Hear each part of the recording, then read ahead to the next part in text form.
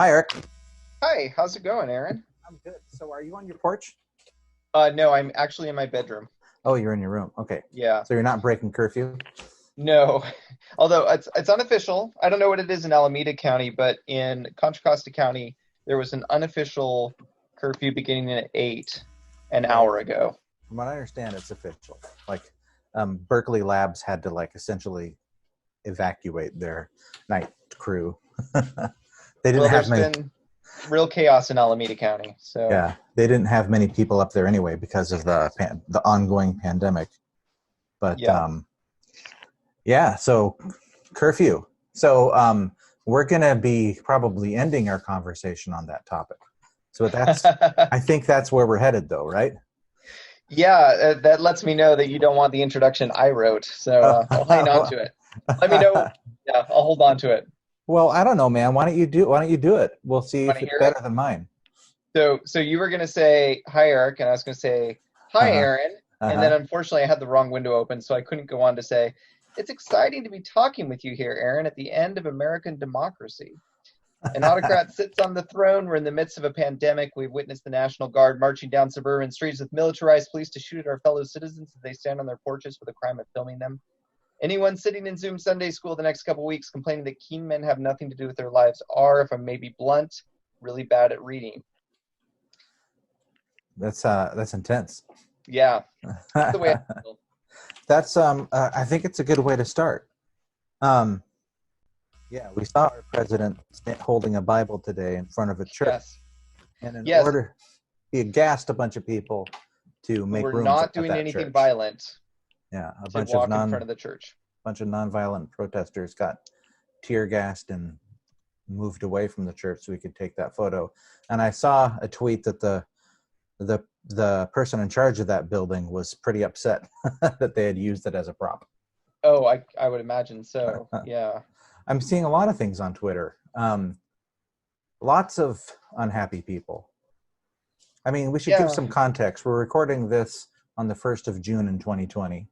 Yeah. And it's the A day delightful after the era. riots, the weekend of riots that we just had, right? Yeah, and I kind of hate that we're calling them riots, although it's not totally inaccurate. But the thing I don't like about the word riot is it suggests that people want to break things. And there are some people that want to break things, but that is not the purpose of why people who began hitting the streets hit the streets. Yeah. It's a very Um, confusing situation, and the commentary and the narratives and the stories that are being told about the protests and about the violence and about the police brutality are all mixed up, and it's hard to even keep track of what the individual threads are. well, and it's hard also when our purpose as America is to be the bright shining light on the hill, to be the last moral point of goodness in this decrepit world. And if our goal is to hold on to that story, it becomes very difficult to be honest about our problems. Bioshock Infinite is one of the best games ever made. Yes, I've heard that from more people than just you. Okay, I, so I wanted to start the show here. We're going to come back. We're going to end talking about the racial problems that we just were describing. But I want to start with Bioshock Infinite because it's one of my favorite games of all time.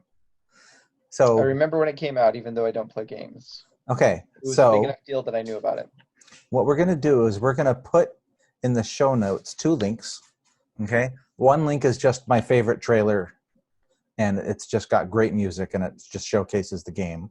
But the other is a review from GameSpot, right? And it's by Kevin VanOrd, and it just kind of nicely summarizes the game without giving any spoilers. And the thing that is great about it is the way the review starts is that Bioshock Infinite will make you uncomfortable. Okay, and what it is it's a story about, in 1912 or so, a man named Booker DeWitt who is sent to the city of Columbia, which is a city that floats in the sky on balloons. Okay, and he has a gun, and he ascends to this city where he's trying to find this girl, and bring her back to his employers. And he doesn't know why, and it's a big mystery. And it becomes more and more fantastical. But while he's up there, what he sees is a society that has elevated the respect and admiration that we as Americans have for our founding fathers to a religious level. So Right. when I told you about this, you sent me this picture of the Apotheosis. I think it's Apotheosis. The Apotheosis of I believe is Washington. the pronunciation. All right. I showed this picture to the missus and I asked her, okay, what do you see here? You know, it looks like this beatific scene, right? Sure, it And sure but does. right in the middle of it is George Washington on a cloud, right? Yes, in the place of Jesus, where you might expect him, where this, the Vatican or something. Yeah. And it's this beautiful painting. And I asked her where she thought it was. Uh-huh. And when I told her that it was the Capitol building's rotunda, she was surprised. And I want you to compare that picture, which again we're going to put in the show notes, to the following picture. Okay, so now we're back to Bioshock. Yeah, so tell me what you see. Okay, well, unfortunately, they shot this image just as the virtual sun was setting. Mm-hmm. But I believe I recognize Father Washington and Father Jefferson and is that Franklin? It is Father Franklin. Yeah, that's right. They're holding what I assume to be some sort of, let's see, I see a sacred key that Franklin is holding. Washington has a sword. I'm going to assume that's the sword of Laban. Father Jefferson, I'm not sure. Maybe that's a telescope. It's a scroll. It's a scroll. It's wonderful iconography is what it is. There are three persons who are Call them bowing to pilgrims. Father Washington. Pilgrims, dressed all in white. Yeah, in the game, if you walk up to them, you'll hear them praying directly to Father Washington. Yes. Civic Religion, we call it. Civic Religion, right. So, like I said, I love this game. So you start the game, you're baptized by these people, and they almost drown you, and you wake up in this environment called this place of Eden, and you're surrounded by worship of our founding fathers. And I think that if you would put try to say it again. Apotheosis. The Apotheosis of Washington next to this picture, that it'd be hard pressed to say which one came from the game and which one came from the Capitol. Yes. The only way we can tell is the one is 3D CG and the other one is oils or fresco or something. Actually, I can't tell what it is. It probably says in the article. We love our founding fathers. It is a fresco. What I'm trying to say. We do, yeah. And it is absolutely appropriate to love a person, right? Or to appreciate the good things a person does. However, it's a dangerous road to worship at the Church of Moses, right, instead of the Church of Christ. I believe you're citing the Book of Mormon. I am. I'm a big fan of the Book of Mormon. I will probably mention it a lot. In fact, I mentioned it earlier when I mentioned the King Men. Right, I was trying to ask you who the King Men are. Yeah, it's a book for our day, and I have always been sympathetic to people who feel that Alma is long and boring and the same thing over and over again, but never have I felt the urgency of the messages in Alma as I feel them today. Mm-hmm. There are people who want power, and yeah, I mean, that's the nature of the world. Like it would be shocking if it weren't true. That is what history has always been.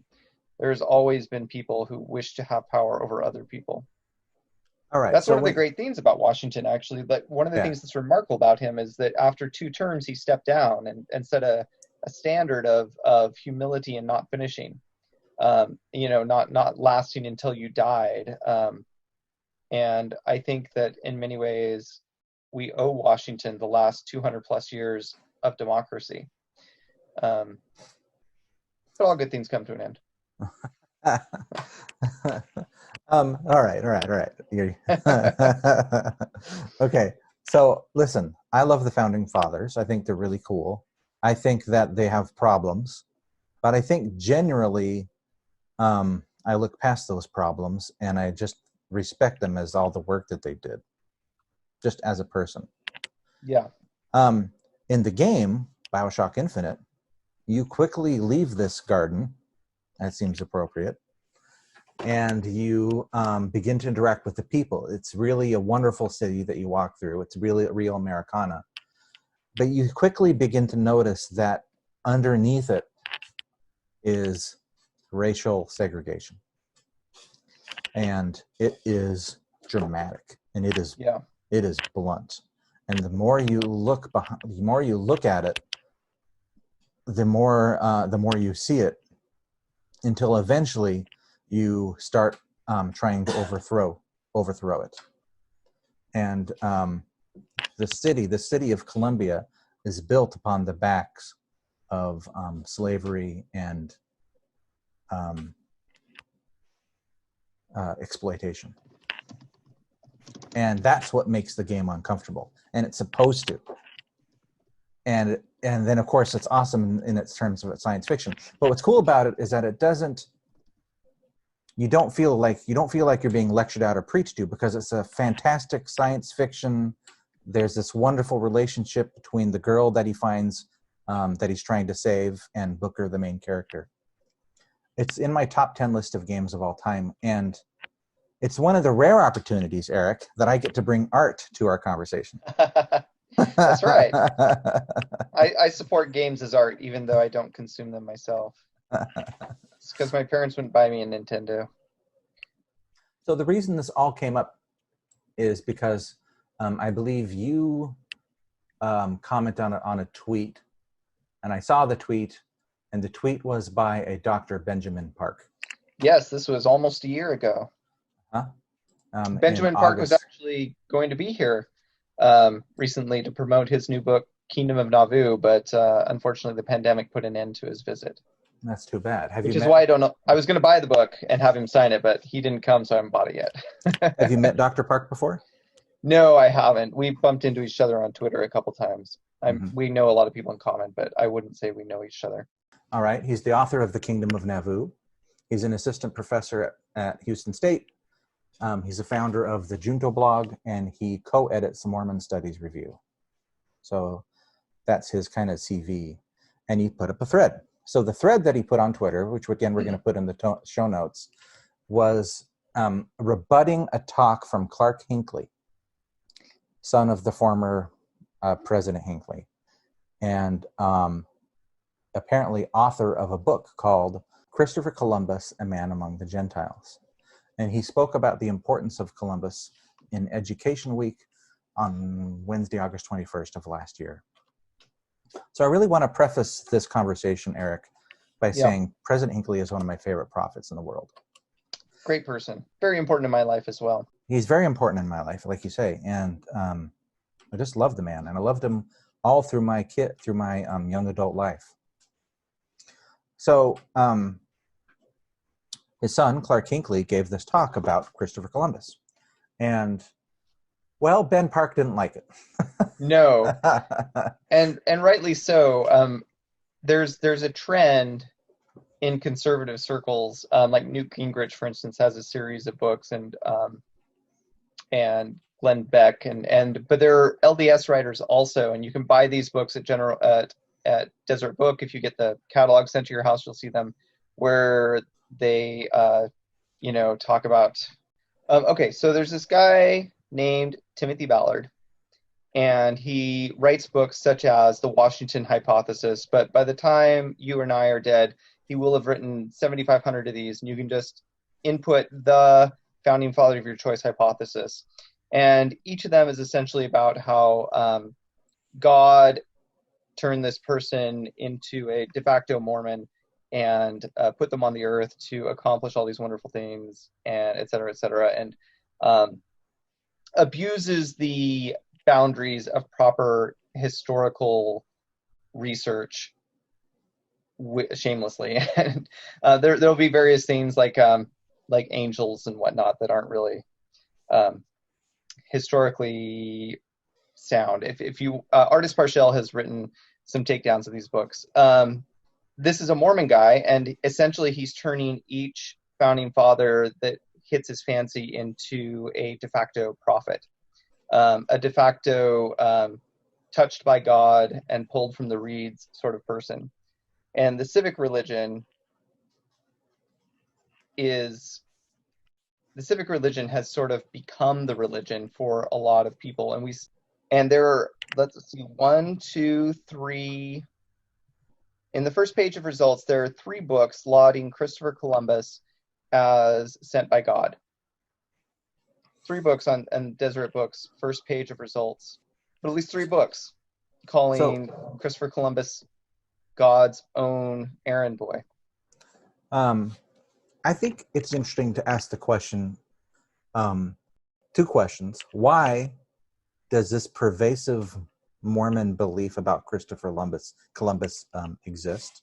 Okay, because this thread from Ben Park is about that. Yes. Sorry, I'm not on first name basis with Dr. Benjamin Park. He seems like a nice guy. I don't think he'll mind. So the article by Clark Hinckley talks about Christopher Columbus and says, and has language in it, like, only in the post-1492 world can the gospel be preached to every nation, kindred, tongue, and people, right? This web of contact has become so profound today that a missionary assigned to Libsyn or Los Angeles or London is likely to meet and teach people from every continent, Hinckley said. The fact that the gospel is being preached to all nations and that there are Latter-day Saints congregations on every continent is in part the legacy of Christopher Columbus. And then later on, what he does is he quotes 1 Nephi 13:12, which I'm going to read right now in its entirety. And this is, we should give some background. This is Nephi, and it's one of his visions. Okay. And Nephi says, "And I looked and beheld a man among the Gentiles, who was separated from the seed of my brethren by the many waters. And I beheld the Spirit of God, that it came down and wrought upon the man. And he went forth upon the many waters, even unto the seed of my brethren, who were in the promised land." Okay, so the prevailing wisdom in the church is that the man in this scripture is Christopher Columbus, to the point where in the 1897 edition of the Book of Mormon, okay, Orson Hyde added a footnote where he said that this was Christopher Columbus. Okay? Yeah. And I have a source for that, and I'll make sure to include it. So what Clark Hinckley said, why did Nephi single out only Christopher Columbus in his abbreviated account of the Restoration?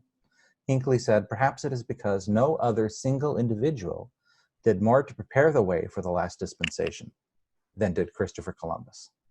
I believe Columbus matters because in a very real sense, as Nephi suggests, the Restoration begins with him.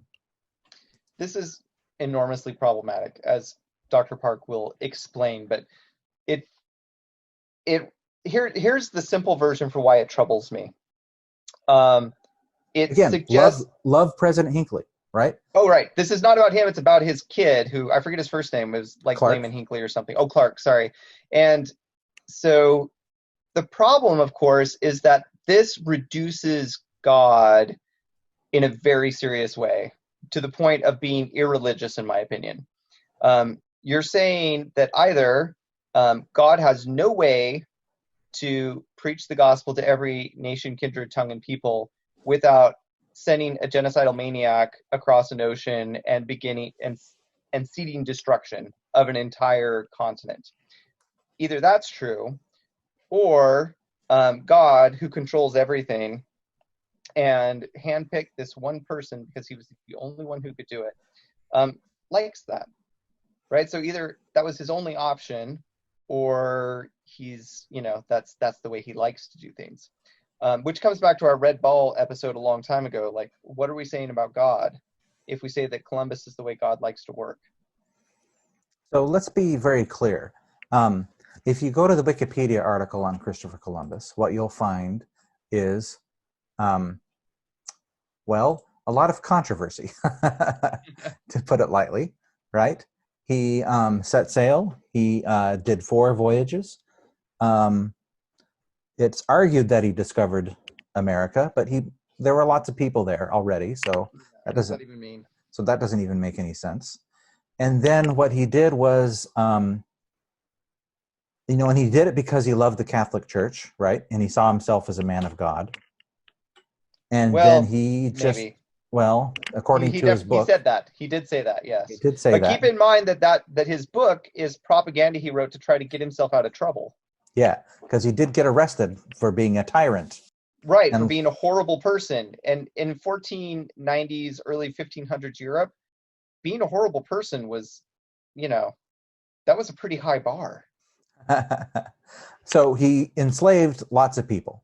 And listen, when your Wikipedia article, okay, in 30 years, when you've really made it and you've got your own Wikipedia article, maybe you already have one. Do you have one?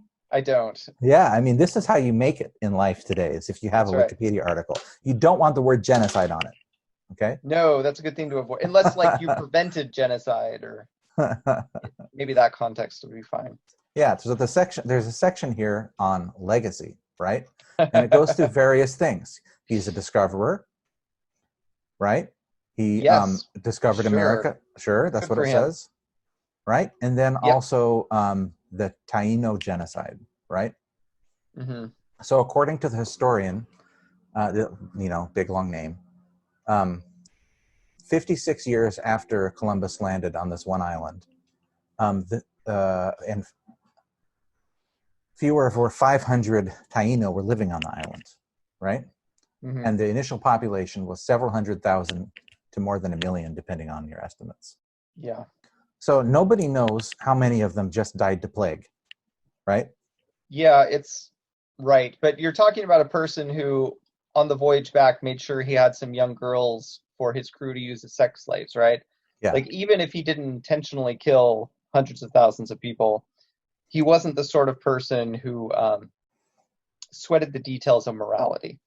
Okay, so historian Andres Resendez of University of California, Davis, pushes back against the narrative of diseases, again quoting Wikipedia, and says that the available evidence suggests that slavery has emerged as a major killer of the indigenous populations of the Caribbean, more so than diseases such as smallpox, influenzas, and malaria. He says that they did not experience a rebound like the European population did following the Black Death, because unlike the latter, the former were subjected to deadly labor in gold and silver mines on a massive scale, forced labor. Yeah.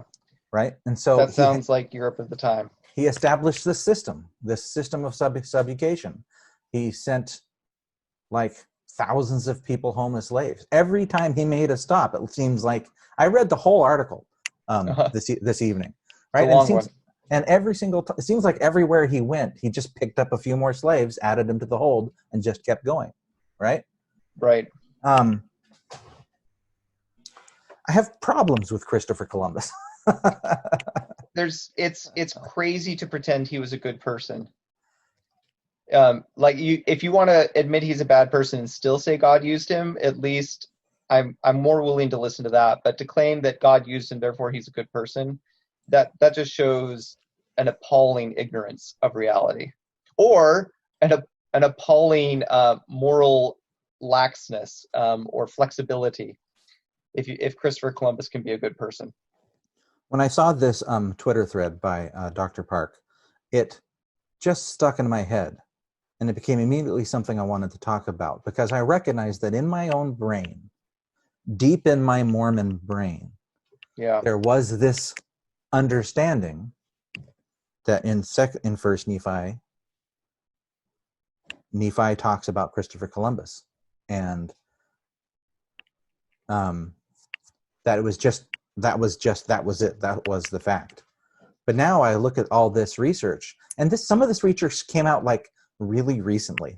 2006, they discovered this report of where Columbus was put on trial, and all these witnesses came up against him talking about his atrocities, right? Yeah. And he may have been thrown under the bus a little bit, but yeah, there's plenty of evidence that he was a monster. Okay, and yet, so one of the on Face and Hat, I love cognitive dissonance.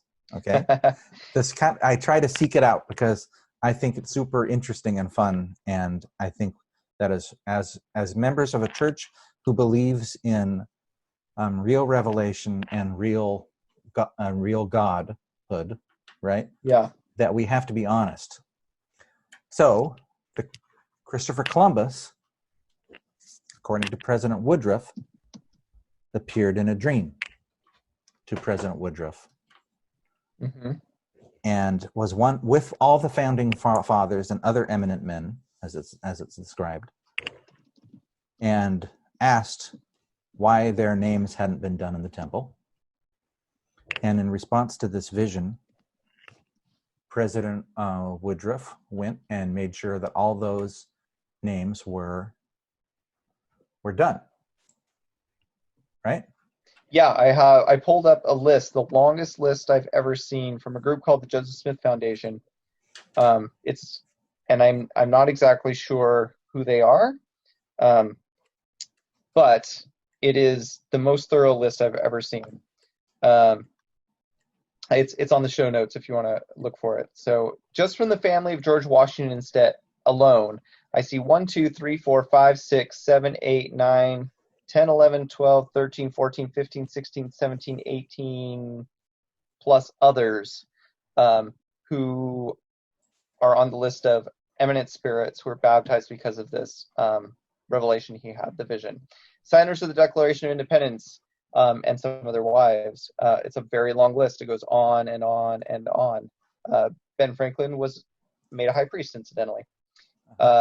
Presidents of the United States to this point, excepting 3, and several of their wives. Other eminent men and women, including actors and authors and industrialists and various generals and admirals and scientists and in the Navigator Explorer section of how they organize things, there's Columbus and Amerigo Vespucci.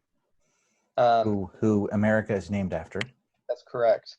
It's a long list. Robert Burns is on here, for those of you who like the phrase of mice and men. Martin Luther. It's an insanely long list. I see Daniel Webster. It adds up to about 100 men and about 70 women. Yeah, and so it does raise sort of a practical question. Like, when this revelation happened, Jane Austen and Charlotte Bronte, look at that. Thackeray, Sir Walter Scott. So it raises the interesting question, like, did he make eye contact and introduce himself to every single one of these people, President Woodruff? Or were there a handful of them, and then from there, like, he put together the list? Or, I don't know anything about the nature of this revelation. Like, we've learned a lot about how Joseph Smith received various revelations, and we still don't understand Joseph Smith's revelations very well. So it raises interesting questions, like, did Frederick the Great specifically say, "Hey, I'm Frederick the Great"? Stonewall Jackson's on this list. Mm-hmm. Here's what he said. He said, "Every one of these men that signed the Declaration of Pendants with General Washington called upon me as an apostle of the Lord Jesus Christ in the temple at St. George 2 consecutive nights, and demanded at my hands that I should go forth and attend to the ordinances of the house of God for them. I straightway went into the baptismal font and called upon Brother McAllister to baptize me for the signers of the Declaration of Independence and 50 other eminent men, making 100 in all, including John Wesley, Columbus, and others." So it is a bit unclear to me when I read this whether Columbus was one of the spirits that appeared to President Woodruff. But so I don't know, but I think that's a bit wishy-washy. Yeah, I do wonder how John Wesley feels being next in line to Christopher Columbus. Mm-hmm. Yeah, I mean, I don't know the answer to that, and I don't think we can know the answer to that. But I do think that our faith's sort of universalist tendencies of believing that anyone can repent and baptism is available even after you have passed away, and so forth. Like, I'm okay with the idea that he could have found the errors of his ways and in death have become a better person and drawn on the power of the atonement. Like, that doesn't trouble me. But but that doesn't make him a good person when he was alive. And it doesn't make him the basis of civil religion. Yeah, God's chosen vessel. I mean, Okay. even someone like Washington, whom I praised earlier in our conversation, had over 100 slaves, right? The number I saw earlier today was 123, though that's a little too precise for my tastes, because I imagine slaves came and slaves went. So let's talk about the problem of deification of Christopher Columbus, because it's a real problem, and and maybe I should prove it before we talk about why it's a problem. So there's this thing that happened with President Woodruff, right? And as part of this, what happened was that people knew about this, right? And this was so. What was the date of this? Let's make sure we know what the date was that this happened. Oh, Okay, I just so shut that window down. This was 1877. Okay. Okay. Whoa, that's interesting. That's right around the time of the bicentennial, or the centennial, which may have been why it was on his mind. So I wanted to learn some more about First Nephi 13:12. Okay. Okay. And so I just started searching for it. And what I found a website called gospeldoctrine.com. Now, it appears to be a legit Mormon website, okay? Not a website maintained by the Church of Jesus Christ of Latter-day Saints, but a website put together by people who just want to study the Gospels. Okay. Okay? The meaning Matthew, Mark, Luke, and John? No, the Gospel. Sorry, our church and our scriptures. And okay, gotcha. Okay, and on this website is two references to Reynolds and Sejodal commentary on the Book of Mormon, Volume 1. Have you heard of this book? No. Give me the title again. Reynolds and Sejodal commentary. How do you spell that? Yeah, it's hard to spell. Yeah, here's the link right here. With this one. So who is this man among the Gentiles is the question. So George Reynolds was an awesome Mormon. Okay? So he is the guy, the polygamist, that was tried in the Supreme Court. Oh, so this is an old Book of Mormon commentary. This is from what I understand, the original Book of Mormon commentary. Okay, interesting. While he was in prison for polygamy, he studied the scriptures a lot. And he had pages and pages and pages of either notes. Do that or do push-ups. It was either that or do push-ups. And he had a terrible environment. And eventually they gave him a better one. So I'm going to put in the show notes this 1986 article that talks about George Reynolds as a loyal friend of the Book of Mormon. And he wrote this commentary, and it was published. And in this commentary are lots of quotes. And George Reynolds, says that during that he talks about, he just names the man among the Gentiles as Christopher Columbus, right? Yeah. And he in the commentary he says, Columbus wrote upon one occasion to King Ferdinand, "I came to your Majesty as the emissary of the Holy Ghost." Right? Okay. So and he says that Columbus considered himself inspired as well authenticated history, right? Yeah. And so this commentary establishes Columbus as this man from the Book of Mormon, that who the Spirit moved upon and sent among the to the promised land, right? Yeah. So this is what I mean by there's a long history in the church of not only venerating Christopher Columbus, but assuming that he is this person in First Nephi. Well, I want to point out real quick that Mormons didn't invent this either, right? Like a lot of Americans believe that they were the chosen land. I mean, our ancestors who came over on the Mayflower, Aaron, believed that they were coming to a promised land that God had made for them. Mm-hmm. And so the idea of venerating Columbus wasn't new. I mean, Washington D.C. was almost named Columbia, right? Like, this is something that Mormons are picking up from their fellow Americans as well. Yeah. And they're seeing the Book of Mormon as a proof text for something they already think is true. So Ben Park says this.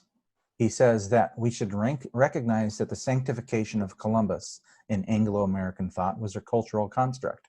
Early Americans were searching for a founder that was distinct from the British, for whom they just seceded. And on Wikipedia for Columbus, it says the following. Historically, the English had downplayed Columbus and emphasized the role of the Venetian John Cabot as a pioneer explorer. But for the emerging United States, Cabot made a poor national hero. Okay, so I don't know why this guy, they rejected him. He wasn't British either, but essentially, there's a fine cheese company named after him, Aaron. I didn't remember that. I wasn't prepared for that comment. That one hit me. That one hit me like a train coming in the wrong direction. My dad would always buy the extra sharp cheddar from the Cabot Cheese Company from Vermont. It was a very important cheese in my personal history. Oh, that's great. I believe it's the cheese Nephi was talking about, though I'm a bit shaken by our conversation. Okay, so Columbus is built up as this guy that's the big deal, right? Yeah. And Mormons pick it up, and then there's this commentary, and there's this. So you can follow the trajectory to August 2019 to when Clark Hinckley makes this talk. This is why it's so dangerous to know things are true, Aaron, because as soon as you know something, you never have to question that idea again. And what happens? 100 years pass, and Christopher Columbus is absolutely, no question, the guy in the Book of Mormon, because my dad said it, and his dad said it, and his dad said it, and nobody questions it. And so let's talk about why it's a problem. We've already talked about that he was this genocidal maniac. Yeah, he was just not a good person. Like, there's just no way around that. He was terrible. Okay. So what Ben says is that, can we talk about this for a bit? Because not only does the Columbus was a man of God narrative need to stop, but it is a perfect example of how we read racism into the scriptures and simultaneously our culture. Yes. Right? So then Ben goes through and kind of picks this talk apart, and it's a pretty good thing. One part in it that I wanted to hit upon was that Clark Hinckley uses the following phrase, Colombian Exchange, okay? Right, I just wanted to bring this up as an example of colonialism, right, and why it was such a problem. So he says that, so this isn't Ben, this is Clark. Again, I'm a first name basis with these guys, apparently. Hey, it's a podcast. It's the most intimate of mediums. That's right. The fact that you today can purchase a Big Mac in Mexico, Malaysia, or Moscow is part of the legacy of Columbus, a legacy that historians refer to as the Colombian Exchange. Can you imagine if I couldn't get a Big Mac in Mexico? That's not God's true. Oh my gosh. Go ahead and click on this article about Colombian Exchange. Okay? The Wikipedia one you have open, or have here? Go ahead. There's a Wikipedia article called Colombian Exchange. Go yes, ahead and pop I would it already open be there if I had spelled Colombian correctly, but I left out the B. So okay, I'm there now. Go ahead and tell us what, on section number 2, what the subject headings are under Colombian Exchange. So we have crops, including rice, fruits, and tomatoes. That's right. Can you imagine Italian food without tomatoes? That's right. Thank you, Columbus. Right. We have livestock. Full disclosure, I actually think that this part of the exchange is good. Like, I appreciate that food moved around the planet. Okay. Yeah. I actually think that that's a good thing. Go ahead. Yeah, I don't have a problem with that. So we have crops, we have livestock, we have disease, and we have slavery and other cultural exchanges. Right. So the phrase Columbian Exchange has a couple positive connotations, but I think to historians, they would say that it's a pretty negative term now, right? Well, yeah, if you want to give it a better name, that might help. But well, it's globalization, right? It is globalization, and I'm pro-globalization, I think, and I believe we've talked about this before, as we talk about the world getting better and better and better. a lot of that stuff is because of globalization. So let's touch briefly on disease. You watched a video before we started. Can you describe it? Yes. So it was called American Pox, and it was about why the diseases that came from the old world were so much more devastating than the diseases that left the new world for the old world. The only real disease I know of, and this wasn't mentioned in the video, but the only one I know of really that went from the new world to the old world was syphilis. And when syphilis first showed up in Europe, it was an awful disease where it would make people grotesque and ugly. But as a sexually transmitted disease, syphilis quickly learned that turning people into monsters with their skin sloughing off was not really a good way to spread. So syphilis toned down, evolved into a much more subtle disease. Whereas, meanwhile, in the New World, smallpox is killing everyone. Entire civilizations will fall from it and the other diseases. It's really hard to overstate how powerful this effect was. So 90% of the population. I mean, we don't know, right? So many people disappeared that we can't know. Like, by orders of magnitude, we don't know how many Americans died before the white people even showed up. So by the time the conquistadores, by the time all this stuff started really happening, the battle was over already. Yeah. The entire Mississippi culture was gone. Of people died to plague. Right. And and for some reason I didn't learn this in school. I only heard about this this plague. I don't know. That may reveal me as very uneducated, right? I knew that there was plagues and things that people talk about, but nobody seemed to really. When I was a kid, nobody talked about the scale of the devastation. Right? Yeah, when I heard about it in school as a kid, it was about how like settlers might send smallpox blankets as a gift to wipe out a small tribe. But I didn't understand that the entire plains had been peopled. Yeah. And the reason it was empty when white people first showed up wasn't because nobody had ever lived there, but because they'd already been killed by the advance march of disease. So yeah, the version I heard about in school was much more small in comparison to the reality, but it's also much more intentional than the reality, which I guess, I don't know, spin that however you want. I remember my parents, it was in U.S. history, so junior year of high school. My teacher was doing some sort of simulation. I think it was about the civil rights movement. I'm a little embarrassed to tell this story on my parents, but I was not allowed to participate in the simulation. They would not sign the form. So instead, every day during that period, I would go to the library and I read Bury My Heart at Wounded Knee, which I don't know if you're familiar with that book, Aaron.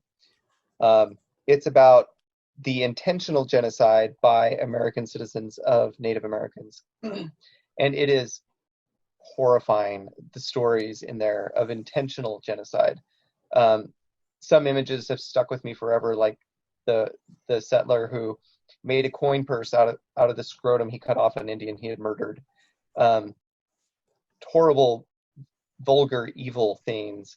And yet the Native Americans who were left to be destroyed in such brutish, uncouth, unchristian fashion were only the small minority that survived the diseases that showed up long before the people from Europe showed up. Which, again, a lot of those atrocities are the same ones that Columbus did. Yeah. So the video is America Pox, the Missing Plague. It's by CPG Gray, and it's going to be in the show notes. And it's a fascinating video. You'll learn about domestication of animals and about all kinds of things that about why the Americas didn't send a plague back to Europe. It's a fascinating story. Yeah. And if you're into that, about 20 years ago, a book came out by Jared Diamond called Guns, Germs, and Steel, which you tell me the video is based on, and I think that it had references that essentially completely remade the way I understand history. And 20 years have passed, and so I know that we've grown since then, and the book is not maybe as cutting edge as it was in 2000 or whatever year it was it came out. But it's still a great book, and it really opened my mind, and it was a good read. I recommend it. Let me just verify that video. Oh, well, while you're doing that, maybe I could say something along the lines of that we at Face and Hat are a proud member of the Dialogue family of podcasts. That's right. A couple days ago, I was listening to one of our co-dialogue podcasts, the Mormon News Report. Yes, I always want to call it the Mormon News something else, but the Mormon News Report I was listening to, and actually, I can't remember if it's been a while since we last recorded, but they recently Guns, suggested Germans, us also. Guns, Germs, and Steel. It's a great book. Cited by it. Okay, Yeah. Go ahead. Sorry. Oh no, I was just pitching Mormon News Report. I believe they're a weekly show, and they read all the news related to Mormon stuff and stay on top of it. They also have a Sunday school that they're doing now, like a lot of podcasts are doing. So okay, excellent. So that's the Colombian Exchange part of it. Of course, the other part of it is globalization and the slave trade, which leads us to the situation we're in right now. Yes, yeah, no, yes, absolutely right. The echoes of that are still very loud. So let's talk again about Benjamin Park. Okay. He has a Twitter thread that's at the very bottom of the show notes. And he just posted it 12 hours ago, and it's oh, I saw you link to that. I haven't clicked on it yet. Let's go ahead and open it together then. Okay. And because it's about Mormon leadership and their relationship with racism, right? Yes. Specifically, it talks about Ezra Taft Benson, right?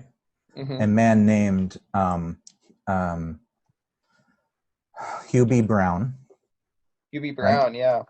He's going to be the hero of the story, I can tell already. Yeah. So I'm just going to quote from Ben here. It's been heartbreaking to see so much pain and anguish this weekend, and tragic that a principle as simple as Black Lives Matter is still so contested. As a historian, I immediately thought of precedents, so I thought I'd share some lessons from my Mormon America research, right? Yeah.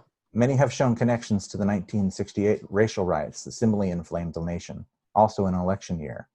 It just so happens that I'm currently working on Mormonism in the 1960s. What is so startling is how many different Mormon perspectives there were in 1968, including on the diversive topic of race, right? It was a culture of transition, essentially. So Ezra Taft Benson was a vocal proponent of far-right views, right? Yes. And he consistently associated with the John Birch movement, which I don't know anything about, and had to be reeled in often. Yes, he was a bit controversial. Okay. Even for a conservative group of people. Right.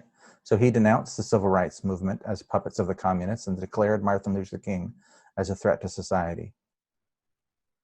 Okay. So he was checked by Hugh B. Brown, who was a counsel in the first presidency. And a Canadian, let's be honest. I don't know that he counts. That's great. Okay. He was succeeded in convincing President McKay not to follow Benson's lead. Yes, and if you're into this, can I recommend the excellent book, David O. McKay and the Rise of Modern Mormonism? There's a fascinating blow-by-blow based on the notes of the arguments over race within the First Presidency and the Quorum of the 12 at this time. It is an incredible read. But anyway, go ahead. Okay. Yet, I'm quoting again from Dr. Park. Yet while Brown often succeeded at softening Benson's blow, he was dedicated enough to the institution of the church, I assume, that he rarely spoke out publicly. And when he did say something that the press jumped on, he quickly backtracked. He prized stability over radical reform, right? Yes. And and then he says the end result of this is silence. Yeah. Can I give you a similar example from the similar time period that I picked up from that book I just mentioned? Please. So as I'm sure you know, when Bruce R. McConkie published Mormon Doctrine, it was problematic. He first shared it with members of the 12, and they found over 11,000 errors in the book, and they were very unhappy with it and said it can't be published as is. He decided to publish it anyway. President McKay chastised him privately, but refused to say anything publicly, and so he didn't republish the book. Wait, can you just say what the book was again? Mormon Doctrine. Oh, okay. You know Mormon Doctrine. Of course. But I think maybe readers. Oh, that's true. So Some of our Mormon listeners might Doctrine. not. Yeah, well, if you had not heard of it and you heard that there was a book called Mormon Doctrine published by an apostle, what might you suspect of such a book, Aaron? I'd expect it to be excellent. Yeah, you would expect it to be authoritative and correct. You wouldn't expect it to be something that the other apostles thought was riddled with errors and a grave, grave danger. And yet that's danger. Yeah, and he published it anyway. He was reprimanded by President McKay, and it was allowed to fall out of print. But towards the end of David O. McKay's life, when he was very old and fairly addled and not very skilled at holding on to thoughts for long periods of time, Elder McConkie visited him privately and left with permission to republish the book. And once again, Mormon Doctrine goes out into the world seeming very authoritative, and it remains that holds on to that sort of aura for decades. And so, yeah, the people like Hugh B. Brown and David O. McKay who prize strength of institution and being together above all else can very easily be overwhelmed by voices that will speak even if they are not approved of. Even in something like the 12 apostles, right? Like, I mean, what more laudatory body could there be on this earth than the 12 apostles? And even there, that sort of thing can happen. I believe, and maybe we'll cut this if I'm not right, but didn't some of the Mormon Doctrine ideas, aren't they some of the things that got just recently expunged from a misprinted copy of our Sunday school manual? I believe so, though I would have to look it up to swear. I think I do have a copy of Mormon Doctrine in the garage somewhere. But yeah, I mean, there are certainly racist theories promoted in the book, although I cannot remember how explicitly. So eventually we did get our proclamation too, right? We did. And blacks did get the priesthood. And it was brought by President Lee, who was quite opposed to, or I'm sorry, it was not brought by President Lee. What am I saying? He died. It was brought by President Kimball. Never mind. Expunge that from the record. So we did get it, but boy, if there aren't still problems. Oh, for sure. And if you think there aren't, well, you know, look at the news. How many Black Latter-day Saints do you know? Yeah, not so many, unfortunately.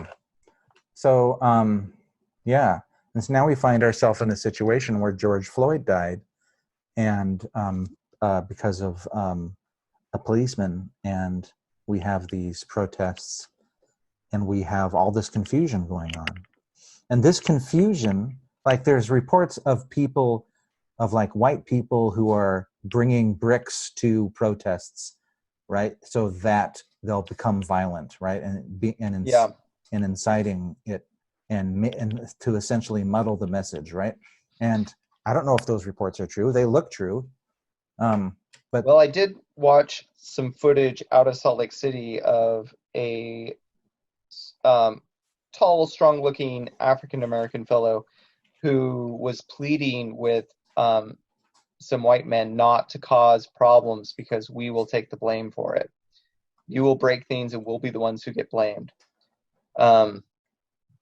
Certainly, there's so many witnesses of it, it's hard to believe that isn't happening. How much it's happening, I guess, is debatable, but my point is that this is so confusing that it's hard to even come up with it. And the same thing is here with Christopher Columbus, right? I'm just going to give a quote from the teachings of President Ezra Taft Benson. Okay. All right. And this is in the show notes. All right. The temple work for the 56 signers of the Declaration of Independence and other founding fathers has been done. All these appeared to Wilford Woodruff when he was president of the St. George Temple. President George Washington was ordained a high priest at this time. You will also be interested to know that according to Wilford Woodruff's journal, John Wesley, Benjamin Franklin, and Christopher Columbus were also adorned high priests at this time. And here's the quote that I highlighted and read in our show notes. When one casts doubt upon the character of these noble sons of God, I believe, I believe Whoops. he or she will have to answer to the God of heaven for it. You know what? I am totally willing to do that. Okay, so I'm going I to think finish if it. you deify evil, you also deserve to speak to God, explaining exactly how you came up with this idea. Because I do think it's a deification. I think there's absolute idolatry, both in the church and in America generally. One of the things that I put in the show notes was the paintings of John McNaughton, a Latter-day Saint artist, if you want to call him that. He makes paintings, and his Say work that. is. Okay, Sorry, go say it again. ahead. Go. Yeah, his Okay, work is. his work is largely of two types: pictures of Jesus and pictures of Trump. He also makes paintings of various enemies of Trump, who are therefore enemies of Jesus, people like Nancy Pelosi and Obama and Mitt Romney. But his entire business model is based on deifying Donald Trump. And it's possible. It's possible to do this because you can steal iconography from the already existing civic religion. There's one of him taking the role of Washington crossing the Delaware, but he's crossing the swamp, right? His paintings are designed to tie into this idea of idolatry. It's an American idolatry. Who is the top of the food chain in this religion that McNaughton is promoting? It's at the moment it's Donald Trump, God's chosen vessel, and his work is extremely troubling. And honestly, I think it's kind of cynical. I suspect he is to some degree a true believer, but he's Oh, you didn't clearly mention just that. playing it for money. You didn't mention that. You mentioned that he was LDS, right? Oh, I did, yes. And his paintings appear in the Ensign, and every time they do, I feel a coldness pass through my soul. What kind of paintings? Well, paintings of Jesus, Mm-hmm. the second best person who's ever lived. Mm-hmm. So I have a. I can't. I mean, I'm on the. So I'm in. I'm in incognito mode on my browser. I didn't want this in my search history. But I'm on his website, and yeah, and we're not going to even link to it in the show notes. But it is very troubling, as you say, idolatry. So civic religion, right? Deification of old leaders and new leaders. I think it's appropriate for us to respect them, right? It's so Sure. funny because our church continues to struggle with questions like, do you worship Mormon? Right? Right. You guys are Or not. Joseph Smith. Do you? Yeah, thank you. Do you worship Joseph? You guys worship Joseph Smith, right? You worship these old people. You don't. You're not Christians, and you don't worship Jesus Christ. But we do. That's the name of our church. We're doing all this branding Yeah. to be the Church of Jesus Christ of Latter-day Saints. And so when we see this kind of deification, it is, as you say, very troubling. It's also really important to point out that a minority of church members today are Americans. Why it doesn't make sense, right? And yeah, we believe in being good citizens of wherever we live, but there's a difference between being a good citizen and lying, right? Like I think Jefferson was absolutely a great person. He was a great thinker, a great politician. He was also a slaveholder, and he engaged in sexual practices that I find worse than Woody Allen's. And so how both those things are true. Like he can be a great person and a horrible person at the same time. And the idea that Elder Benson suggested, that I will have to stand before God for saying bad things about Thomas Jefferson, That you, is Eric Jepson, will have to right. stand. It's ludicrous. It's putting Thomas Jefferson on a pillar he does not belong on. And I think Thomas Jefferson would agree with that. He was not into deifying himself. He wasn't even into deifying Jesus. And so I think that it's really important that we draw some lines between what is respect and what becomes idolatry. And I do think we were absolutely talking about idolatry in the biblical sense. I think racism and white supremacy is the ultimate in cognitive dissonance, right? There's nothing in my brain that makes less sense than this assumption of superiority, right? And this globalization, this deification of Columbus, which implicitly accepts all of the exploitation, I think is a problem. So I support renaming Columbus Day to Indigenous Peoples Day. Yeah, maybe I think, something a little catchier would catch on better, but yeah, that's in great. theory, it's a good idea. Absolutely. And I support the protesters, and I think that Black Lives Matter. And I think it would be, I don't see how it would be Christian to say otherwise. Yes, and one thing that really troubles me about the American philosophy of whiteness, the fact that when I fill out the census form, I ended up clicking white because I think it is important to. Well, let me give you an example real quick. I remember about 15 years ago, there were riots in Paris, and largely North African immigrants who were being treated very poorly by society. France, right, who's in, egalitarianism and fraternity and all those things.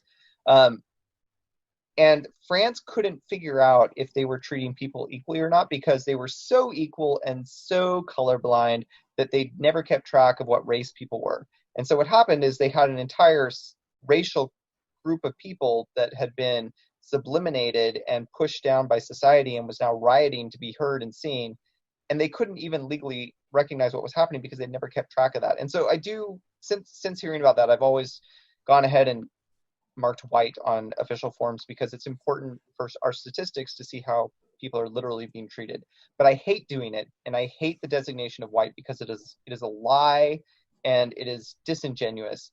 And it's not the same thing. It's not like the opposite of black. It's something different. Like the racial identity of black is a real thing, right? Because of the Colombian Exchange, there were people who were stripped of their own culture and their own geography and their own background and their own families, and forced into a world where they created this new culture, which eventually gets called, black, or a lot of other things, of course. I'm just using black because I want the contrast with white.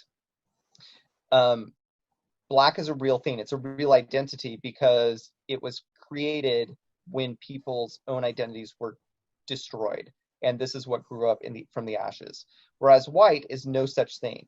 I know where my ancestors came from. Both you and I, as mentioned earlier, have ancestors that came over on the Mayflower. I can track my ancestry to England. I can track it to Germany. I can track it to Denmark. I know who my people are. There's no secret about my identity. Yeah, William Brewster was one of the people on the Mayflower. He was the That's priest. Right. And I come down through William Bradford, which probably means we share a lot of relatives because I'm sure there was some marrying going on in those first couple hundred years.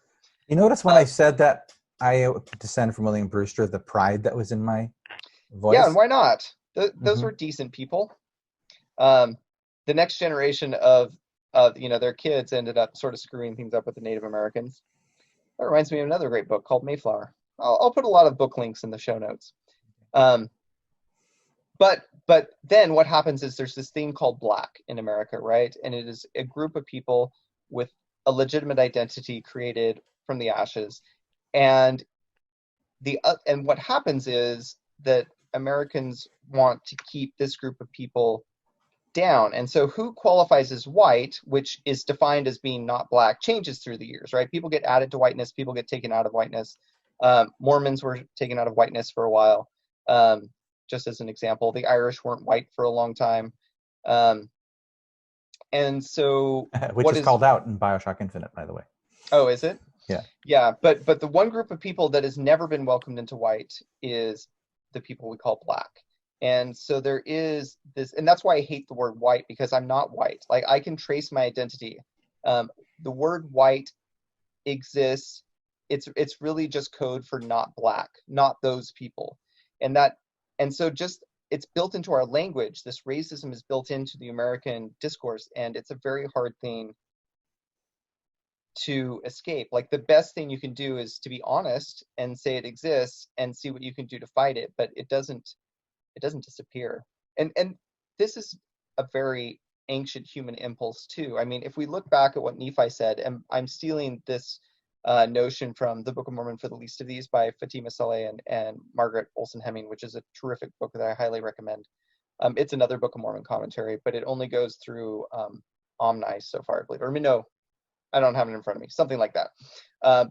But Nephi has just, when the Columbus thing happens, right? He's just discovered that his people will be destroyed, and he sees this person coming, and the primary thing that he identifies about the Gentiles, as he calls them, is they were white and exceedingly fair and beautiful, like unto my people before they were slain. Nephi is focusing on how these new people are like his people, and he's dealing with a very surface trait to make that observation. And what's going to happen? They're going to come and destroy his brother's people, and that's great because they're the ones who killed my people. In another book that I'm reading right now called The Lost 116 Pages by Don Bradley, he points out something I never noticed before, probably because I'm no scholar, but the River Sidon in the Book of Mormon, it serves as a demarcation between Lamanite lands and Nephite lands. But Sidon is a biblical word, and it is a geographical location that separates the Israelites from the other people in Palestine, the people who deserve to be destroyed. And so even though they are family, the Lamanites and the Nephites give this river a name that designates the othering of the Lamanites and creates this racial even though they are the same family, it creates this racial identity that, if you tie it to the biblical stories, relates them more to those foreigners that God told us to kill. This is an ancient problem. This isn't something we invented, like hating people because they're different, or even just treating them a little less well because they are different is ancient. And it's something as Christians that we need to be overcoming. The people in the Book of Mormon failed to do that and didn't turn out so great for them. So I think that the way we overcome it is by talking about it. I think avenues like this one, where we get to actually talk about something in public, are good. Look, I am not a scholar, right? I'm a computer scientist. I'm a chemist. I'm a crystallographer. You're a scholar, just the wrong kind to be doing not this show. A religious scholar. I don't know the right language to use. I don't know how to express the feelings that I have. All I can do is look at what's happening at these protests, and it just breaks my heart and makes me want to cry. I remember the very first time I saw a Black person. I remember it very vividly because I had never seen one before. I had a similar experience in 5th grade. 5th grade? Yeah, mine was in elementary school, and I was in a public swimming pool, and a family of Black folk just jumped right into the pool, right? And I looked over at my mom, and I was like, well, what's going on? Who? And she was like, oh, and what she said to me was the following. She said, those people just have a different color of their skin, and that's all there is to it.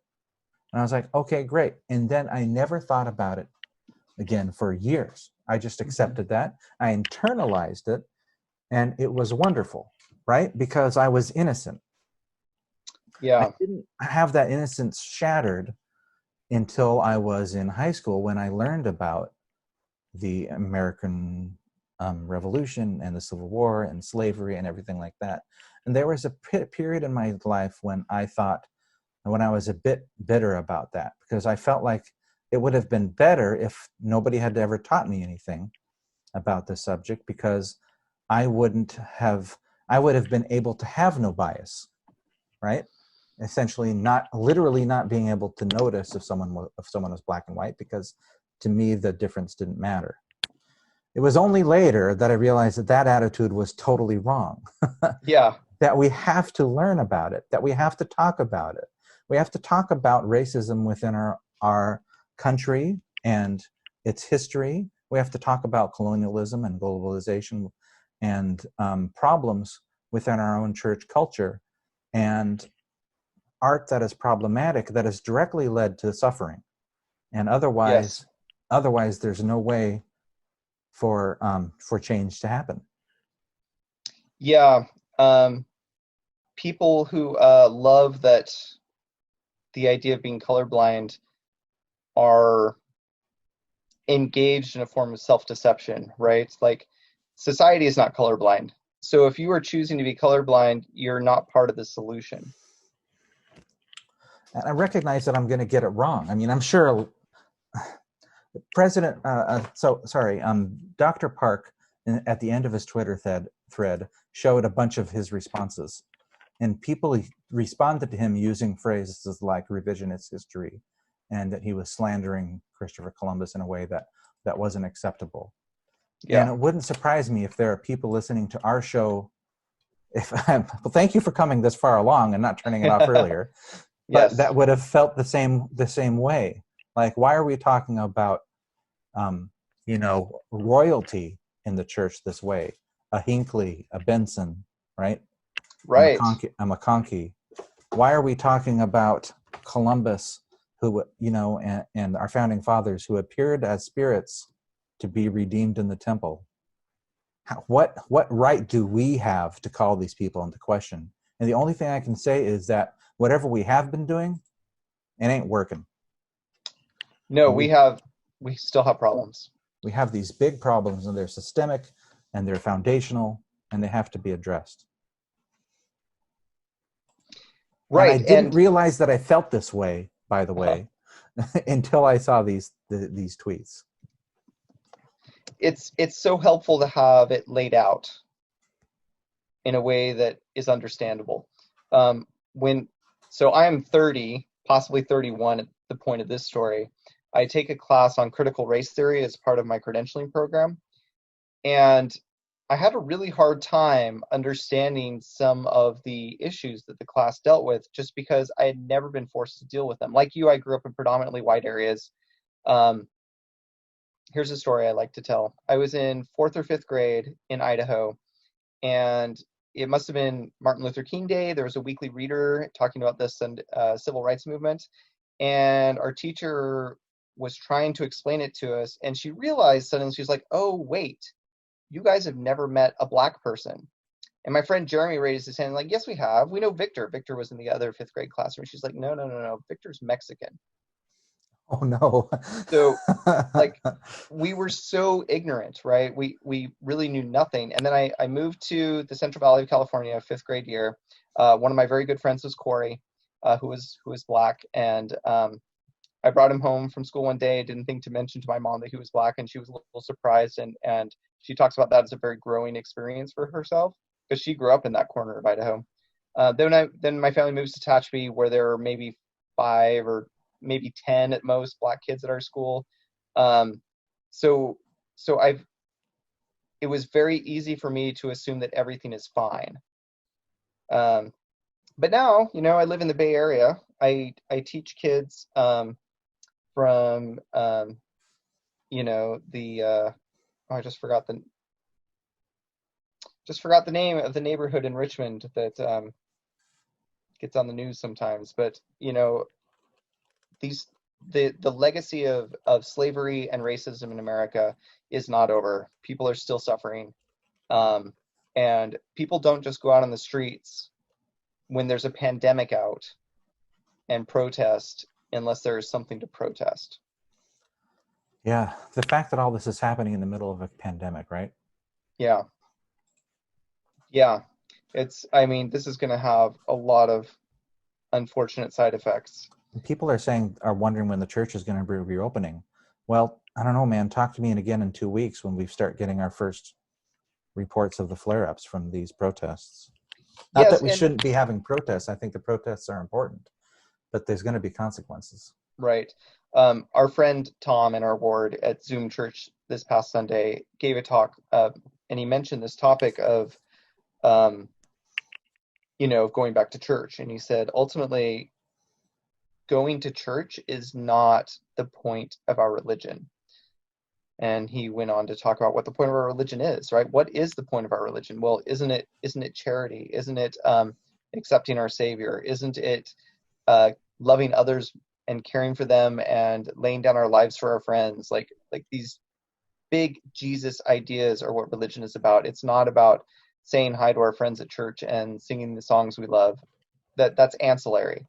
Ultimately, loving God and loving our neighbor is what it's all about. So how do we do that? I mean, the only way we can do is work on it. I think we should give a little bit of hope at the end of this conversation.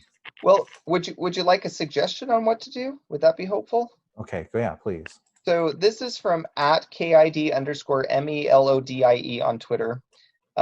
Melody is an African American saint. I don't know a lot about her, so it's possible I've already misspoken as to who she is, but I don't think so. I think so far I'm still accurate. She's trying to promote a positive thing we can do. Her source material is from D&C 123.